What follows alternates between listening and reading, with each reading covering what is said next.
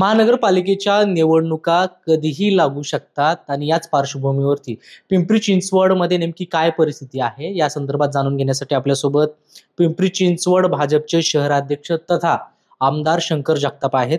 शेठ, काय सांगाल? खरं तर महानगरपालिका कधीही लागू शकतात. नेमकी आपली तयारी कशी आहे आणि कशा प्रकारे तुम्ही लढणार आहात?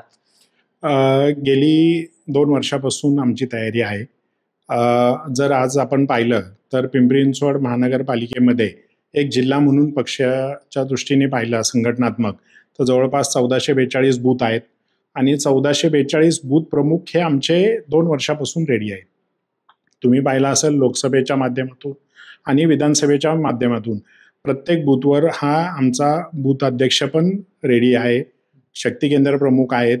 त्याचप्रमाणे संघटनात्मक आमची एवढी मोठी संघटना की अख्ख्या महाराष्ट्रामध्ये भारतीय जनता पार्टीच्या मध्ये पण मोठी संघटना नसेल तेवढी जिल्ह्याची पिंपरी चिंचवड महानगरपालिकेमध्ये संघटना आहे.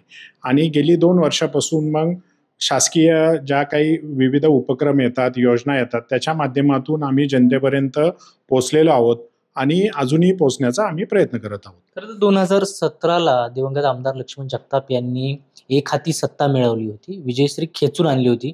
त्यानंतर आता तुमच्याकडं जी धुरा आलेली आहे, तुम्ही कशा पद्धतीनं विजय खेचून आणणार आहात?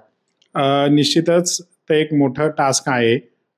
मागच्या वेळेस 2017ला लोकनेते लक्ष्मणभाऊ जगताप असतील किंवा महेशदादा लांडगे असतील आणि इतर सर्व पक्ष संघटना यांच्या जोरावर 2017ला महानगरपालिका आम्ही काबीज करू शकलो. आत्ता आमच्या पुढे तेच ध्येय आहे. किंबहुना त्याच्यापेक्षा मागच्या वेळेस जेवढे नगरसेवक आले होते त्याच्यापेक्षा 2चे तरी जास्तीचे नगरसेवक यावं हाच आमचा प्रयत्न असेल. खरं तर महाविकास आघाडीमध्ये सध्या तरी सोबळाचा नारा दिला जातोय.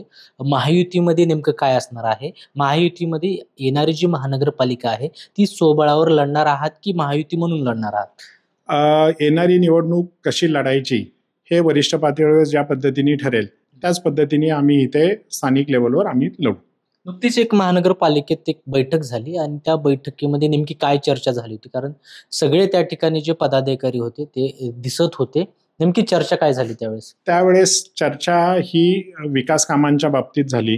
कारण आपण जर पाहिलं तर जवळपास आता 3 वर्ष होतील की महापालिकेमध्ये नगर सदस्य नाही आहेत आणि प्रशासनाकडे हे सगळं असल्यामुळे आणि मागील 2 इलेक्शन लागोपाठ आल्यामुळे लोकसभा आणि विधानसभा या आचारसंहितेच्या काळामध्ये बरीचशी विकास कामं ठप्प पडलेली होती आणि ती मार्गी लावण्यासाठी सर्व चिंचवड मतदारसंघातील आणि पिंपरीतील काही नगरसेवक आणि भोसरीतील काही असे पूर्ण पिंपरी चिंचवड शहरातील सर्व नगरसेवक घेऊन आम्ही विकास कामाच्या संदर्भात माननीय आयुक्तांकडे बैठक केली होती.